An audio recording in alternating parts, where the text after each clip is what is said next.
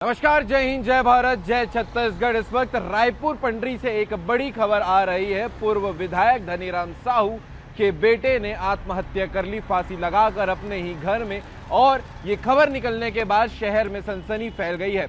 इसके अलावा पत्नी ने आरोप भी लगाया है अपने पति के ऊपर, जिसने आत्महत्या की है। जय साहू नाम है, 45 वर्ष के थे और आरोप ये है कि लगातार विवाद होते रहता था इनके बीच में ट्रेडिंग को लेकर।